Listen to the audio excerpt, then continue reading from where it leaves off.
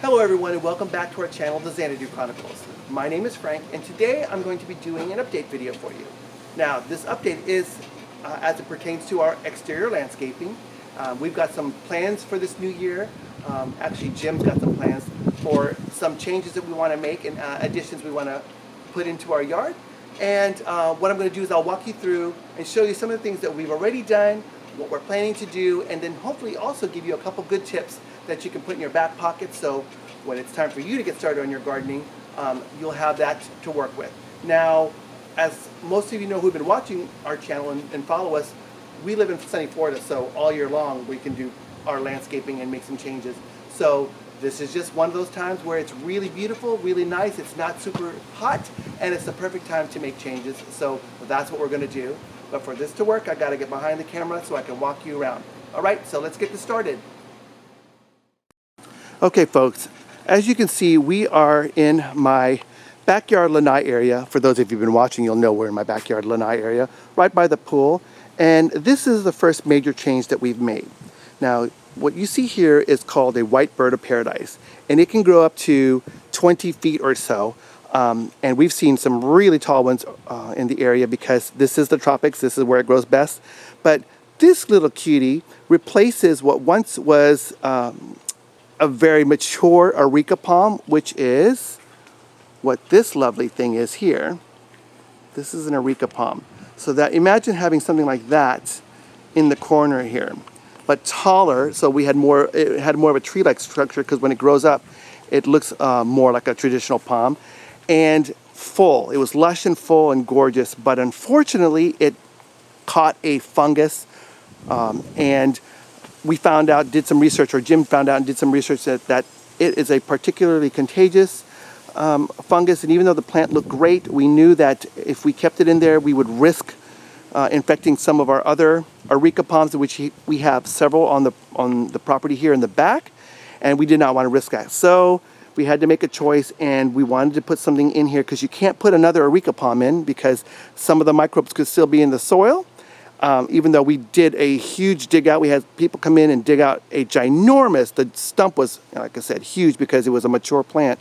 And we tried to take out as much of the infected area as we could, but there could still be some of that fungus or microbes in the ground. So you cannot plant another palm like that in that area. So we chose another tropical plant, which is the white bird of paradise. And like I said, hopefully this thing will mature beautifully and grow up quite large so that you can see here the space is pretty darn open, and we have these power lines, which of course are not the prettiest things to look at. We're hoping that we can grow this thing up and fill up the space so that it feels lush and tropical and resort-like again, like it had done with the areca. So that was one of our first changes, and Jim just got this in the ground, got the rocks around it, and you'll see here we actually have in-ground watering that we installed when we did our remodel that waters all of our palms down the side of our pool all the way down. Let me show you here real quick so you can get a better sense for those of you who are new to the channel. But you can see all the palms down there. See that tall one there? That looks like a true palm. That's an areca palm, and that's what the one in the corner had looked like. Unfortunately, that we lost. So, but there's watering all the way through here, and Jim is going to he has one little project left, which is pretty simple. As you can see the pipe there, he's going to tee off and put a little pipe that goes to this plant with a little end cap spigot type of deal. I don't know what you call it, but it will end up watering this plant specifically because they are water loving. And you can see we do have an uplight there that was there for the other areca, which was amazingly beautiful. And we'll do hopefully the same for this, uplight it and create a gorgeous look in this corner once it grows in. But apparently our neighbor, who has a lot of beautiful plants, including a bird of paradise like this, says he cuts it down every 3 years to about this height, and it just shoots back up and gets fuller and fuller. So I'm hoping that within a year at least we get the fence area filled in with this lovely, and maybe even higher, but we'll see. We'll give you an update when that happens. Now, that is update number 1. So update number 2, let's go on to the back here, and we have a little bit of a, not too much of a trek, but a little bit of a trek back to the side yard here, because these plants back here have something to do with what we're going to be doing in the front. So as you can see, we've got these lovely evergreen looking plants here. I like them because the leaves, if you've ever had a rubber plant, they feel thick and smooth like that, but they look like a manatee's tail, like a paddle shape. They're really quite lovely. And what we like about them, they're kind of succulent-y, like a succulent in a way. They look like that. They feel like that, like a huge jade plant. But what we're going to do with this relates to the front of the house, and Jim is going to put these in the ground, and I'll tell you what he's going to do with them. But they're called clusia, I believe is how you pronounce it, C-L-U-S-I-A. I'll put the name on the screen for you so you can see that. But we've got about 6 of them that we're going to use in the front side area. And then I wanted to point out these 2 little lovely things. Now they look a little scraggly, poor things. They are called Pink Gaura, G-A-U-R-A. And I will, again, put the name on the screen for you. But this is one of the first tips I want to share with you. We actually used this plant in our front courtyard, and I will show you. And it did so well that we had actually intended on going back and getting some more. Now, that was at the beginning of the fall season. Now, we are, in January here, so we're in the middle of quote-unquote winter. But these were put on the 50% rack at our local Lowe's, big box garden center. And Jim spotted them when he was going shopping for these. So he snagged them because they worked out really well for us. And that's something you should do too. Keep your eye out for plants that work really well for you.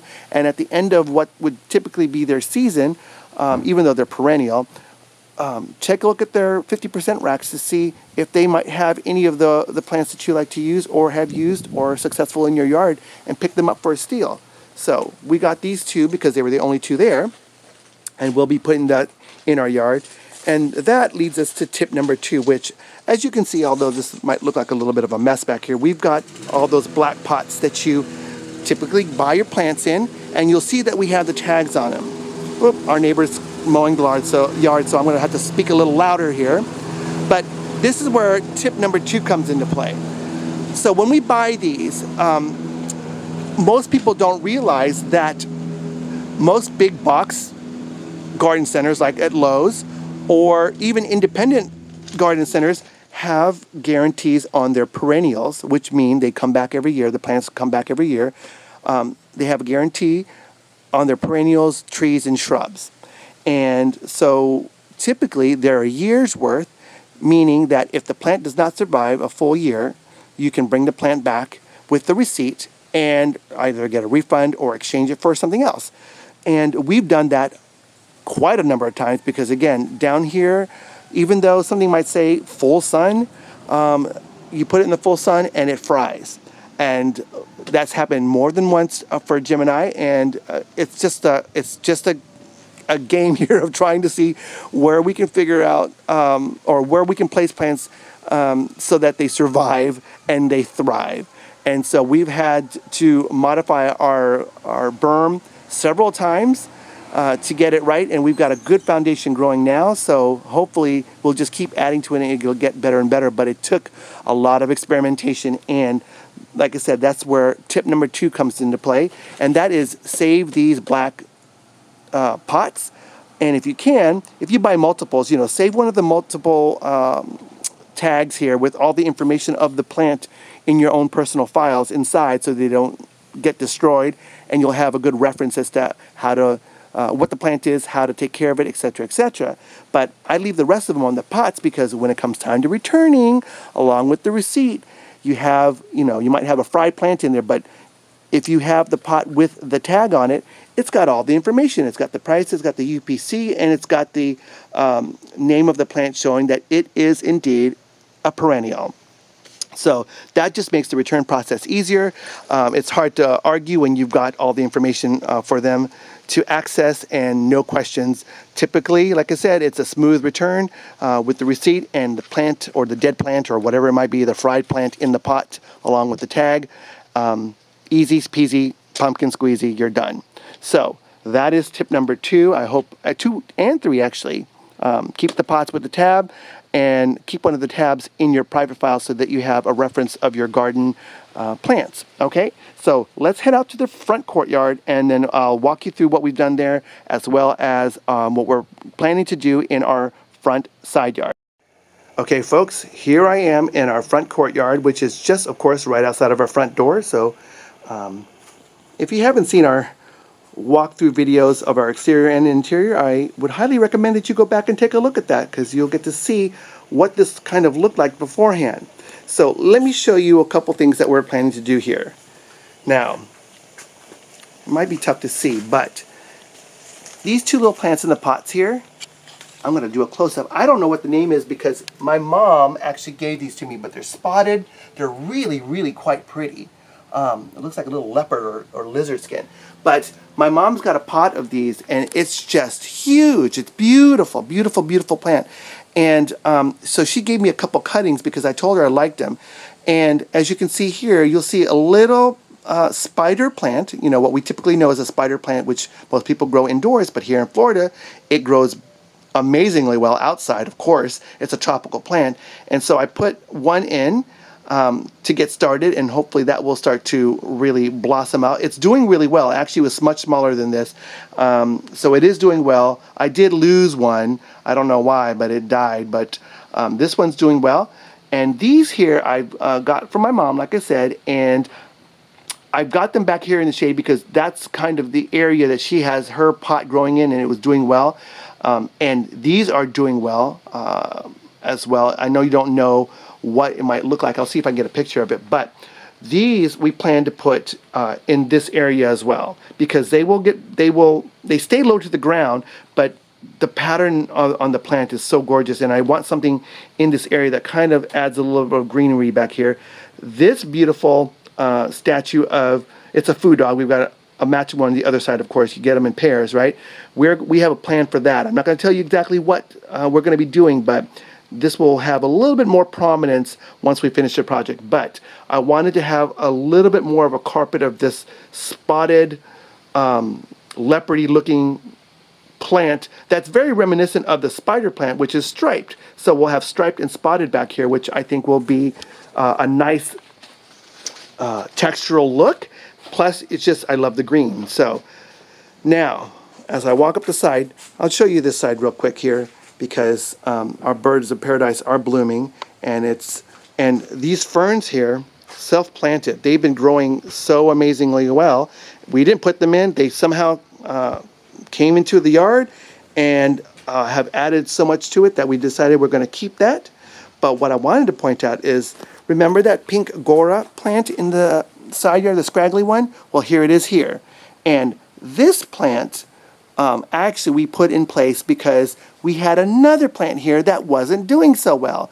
And that plant actually is also in our front courtyard, and I'll point that out to you. But for some reason, it was not doing as well as its sister plant was on the other side. And I'll point that out. But look at how amazingly well the Gora is doing here. Look at all the blooms. It's just so nice. And we have another one over here. Oops, let me see. My shadow's getting in the way. I'm sorry. But there it is there. This one's a little leggier, but it's got, you know, you can see it's growing so nicely. It's not as blossom filled, but it's really just spreading so nicely. And I love the architecture that it adds to the area, plus the color. But here is our second pot. And you might see Jim walking in the background. He's going to go plant those scraggly plants. There he is. But this, we have two pots filled with bird of paradise. And this one, like I said, the fern started growing on its own. And so I was like, okay, well, I don't want to put ferns in this one. Let's be a little different. So again, from my mom's yard, she gave me this spider plant, which was no bigger than the baby that's growing back there. I put it in here, and it's just doing great, and it's putting out babies itself. See the little baby there? And you can see the spire with the little babies on it coming out as well. So I will redirect them so that they grow inside. But I'm hoping that what the ferns are doing in the other pot, these spider plant will do here and fill up this bottom and make it lush and amazing. But this is a new addition, this bird of paradise. It's an orange one just like the others. But as you can see, this one's doing gorgeous, nicely, looks strong, looks healthy.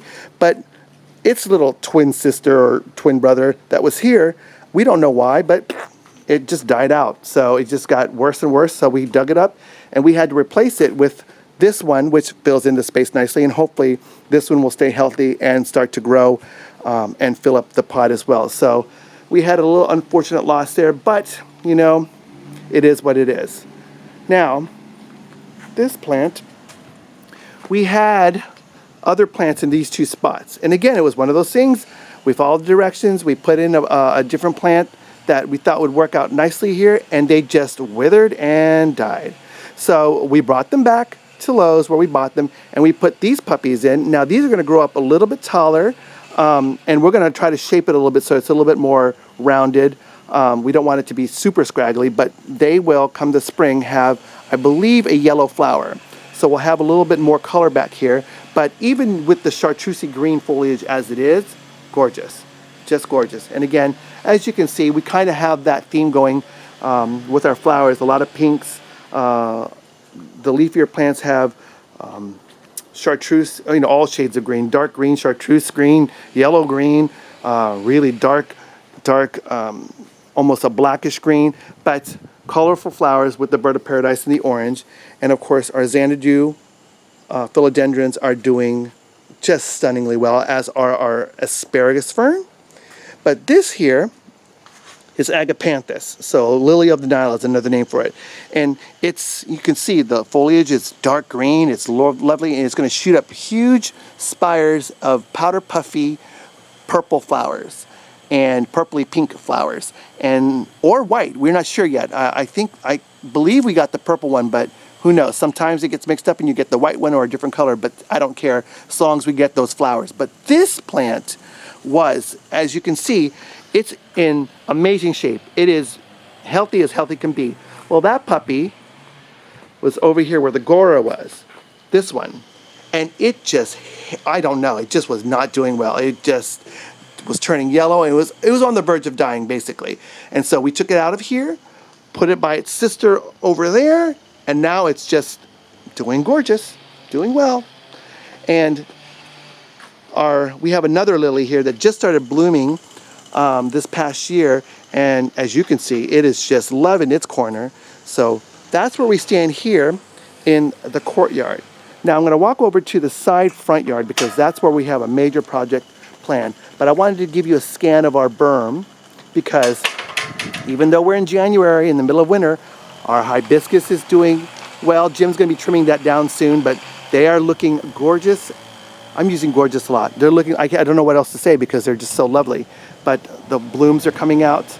Our crinum lilies have all these little babies that are coming out, which will make the plant bigger and fuller.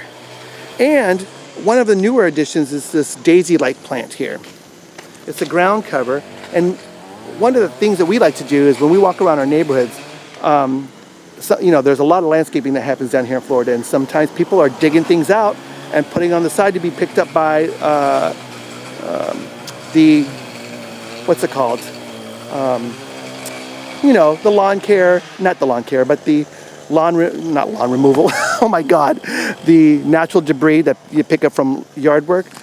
We have that happening all the time, and you'll see people throughout, like 3 of these crinum lilies came from free, you know, dig-ups that we came across at the side of the road. So we put those in. But Jim, when we were walking in our neighborhood, saw these daisy. Look how beautiful. I mean, they just mound, and the flowers are amazing. But Jim got some seeds from a neighbor because he commented on how pretty they were and planted them in the dirt himself. And look at what they are now. They're just amazing. And that's like less than 6 months ago. Now, Jim, as you can see here, is putting in those pinky flowers, the Gora, that we have in the courtyard. He's going to put 2 of them here so we can have some pink color here. But we added that grassy. Now, we added those a little late because they will get big. They blow beautifully, of course, in the wind because they're so wispy. But they have like a purpley pink, really fine, silky looking flower at the end that it's just gorgeous. And we missed the season, but we got some of the plants to put in the ground so that we have it for next fall. But I'll point out some of our other plants are doing well. The milkweed, which is doing fantastic. This milkweed is suffering a little bit, but we're going to trim him down and see if he'll come back. But like I said, the crinum lilies are all doing well, and they've got some blooms. You can see there's a purpley cluster of blooms coming up there, but they usually have a huge spike that comes up in the flower. But that's called a crinum lily, and I'll put the name again below. Here's that grass. As you can see, it's blowing in the wind ever so gently. Okay, so let me point out these plants here, because these suckers, we actually had these 3 plantation lilies, what they're called, in our berm over in the back there. And it's supposed to be full sun, etc., etc. We put them in there and they just were not doing well. We don't know why. So we were like, screw it. We'll pull them back out, put them in the pots, let them grow a little bit, and then just see what we can do or where else we can put them. But right now they're just living in the pots because we're trying to get them to reestablish and grow and get better. And hopefully they will, so that we can ultimately get them in the ground somewhere else. These are our other lilies that have orange flowers. Obviously we like lilies because they just seem to grow really nicely down here, at least in our type of soil, in our berm. Those are areca palms back there, which are doing nicely. They just got a great trim. But look at these puppies. These like succulent looking things. I forgot what my mom called them, but they've got little babies on the end of the leaves. And let me see if I can get closer. But they're, like I said, a very succulent looking plant. But see these little, those are all little babies. And they drop the babies in the ground and then they start to bloom. And I got these from my mom as well when they're probably like this size. And I just stuck them in the ground to see what happens, because this area under the tree, we have a lot of issues with. We tried a lot of different plants and they've all seemed to just hate it. So now we've got those, and look at how nice they're looking there. And it just adds a different shape. Again, it's got that succulent look to them, and they're just really pretty. So I would love to see a whole field of these. Now, another success story is, I think I did a video on these here. The aloe. I put these aloe all along the side, and these were all free. F-R-E-E, free. Because again, somebody had a big crop of them and was doing some landscaping, took them all out and said, hey, take them if you want them. And they were nowhere near the size. Most of them were probably no bigger than this one. But look at them now. They're just doing so well along the edge of the rock, as I thought they would do. And now look at the different, architecture that it gives to the edge of our berm. And yeah, and these hopefully will have flowers. I'm not sure if these are the blooming kind, but I think they do have flowers. So there's that going on and doing well. Now, here's where, like I said, we're at the edge of our berm here. Here is where we've got the project plan, or Jim's got a project plan. Let me just show you what's going on. I'm going to step back without falling down and killing myself, because that would not make for a good video. But I want to show you our side yard here. And there's the end of our fence, and it's covered, of course, with Confederate jasmine. And here's our Meyer lemon tree, which has, oh, by the way, we've had like, probably 4 or 5, but look at those beauties. Look at how pretty. So those will be coming off soon, but he is doing lovely there. So here's the plan. Now, like I said, I wanted you to see what we're dealing with, because those 2 windows, during the daytime, you cannot see. Those look directly into our living room. You cannot see them. They're like a mirror. But at night, we are a fishbowl. And so we don't have curtains on the inside. We like the light that we get from those. So we don't have anything covering those windows. So the plan is, with those clusia, that succulent looking, like I said, manatee tail shaped plant that I showed you in the back, we are going to put those here, the 6 of them right here, and we are going to grow them into a hedge, because that is what they do really well. They'll grow into a hedge. We'll grow them to about, we only need about 5 feet tall, and then we'll get some nice privacy, because they will in turn block off the vantage point, the viewpoint of those driving down the street, which is right there. So that will help give us a little bit more privacy, so that at night people cannot sit out here and watch what we're watching on TV, because you can see directly into those 2 windows. So we'll have a nice, there we go, yard work. We'll have a nice hedge here. And not only that, this is going to square off the area. And what Jim square off this back area. So we'll have another little kind of semi-private courtyard that, even though it's not behind the fence, it's still enclosed. We'll have a little pathway in. So it's that kind of a privacy space for an entrance to that backside gate if we wanted to. And then we're going to have an entrance here because Jim is going to, with his muscles, going to take these rocks and he's going to actually reform it so that the rocks come out this way. So they're going to curve out this way and kind of almost meet up with the hedge here. But we'll have a little bit of a space between the end of the rock and the beginning of the hedge so people can walk through. But it's going to lead towards the hedge. And I don't know if you can see the edging here. We've got all of our rocks around our house contained with this edging. He's going to bring it out. He's going to do a branch out of this so that it comes out and creates this, like I said, more of an enclosed area. It'll meet up with the rock, the lava rock, and so we'll have a nice defined area that defines the berm, gives a new little shape, and ultimately meets up kind of with this hedging that's going to go right here, the clusia. Okay, so we're really excited about that. But Jim just laid it out not yesterday, the other day, and figured out where exactly he's going to put it so that he can make it look as stunning as possible.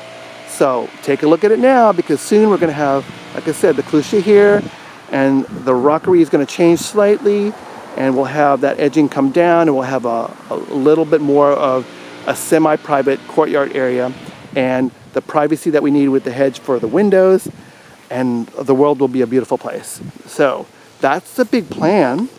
Let me show you one more thing. So these sad little things here, the bromeliads, we have tried a gazillion times to bring these things to life, and we just can't figure out what's going on. They kind of hold on, but they just look so scraggly and sad.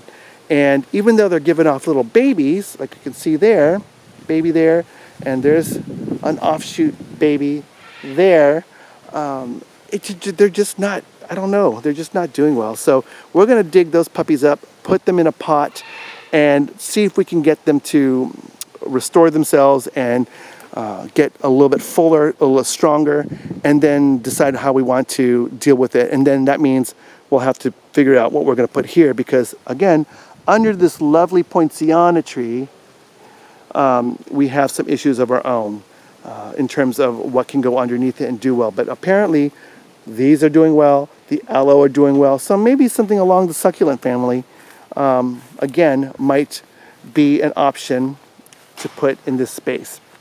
But I don't know if I pointed out to you last time, but Jim had moved that light there so that it will point up into the tree, and it gives like I said, a beautiful illumination to the tree at night. And so one of these nights I'm gonna have to come out here and show you. But that's where we are right now. As you can see, again, we're in Florida, so things are still growing, things are still blooming, things are still doing well, but it never stops. There's always something else to do, to modify, to add, and we'll keep you in tune. Oh, I forgot. My mom also gave me some of these. These are called sunrose, and they're also very succulent-y in look and feel. The leaves are plump and glossy and smooth, but you can see they're already blooming. And all we did was we got these cuttings and just stuck them in the ground. And they just started, going on their own, and they will spread. They're a ground cover, so they will spread, and hopefully we'll have more of these yellow blooms and more of these succulent kind of leaves kind of working their way through all the crevices and in between the plants and creating a nice verdant carpet with those yellow blooms as well. But some more agapanthus, they're doing pretty well there. And like I said, Jim just planted the gora there and the gora there, and we'll see how they do. Hopefully we'll get some more blooms, and all of our bulbines are blossoming and looking so healthy and so strong. Again, more of the sunrose. But yeah, that's where we're at right now, and I hope you got some interesting information with the tips, learned a couple things, and will, when your weather starts to allow for it, start getting out there and doing some gardening of your own. But again, here's the courtyard. I'll end on this note because it's really quite pretty. It's a sunny day here in Florida. Go figure. And that is it, folks. So I hope you enjoyed the update. If you have any questions or comments, please, of course, let me know. Give me a thumbs up. Watch some of our videos. Tell your friends about us. And let me know what you think. So until next time, have a good one, folks. Talk to you later. Bye. If you haven't seen our previous videos, click on the links and watch away. Please share, like, and most importantly, subscribe to our channel. We'll do our best to keep you entertained and coming back for more. Bye for now.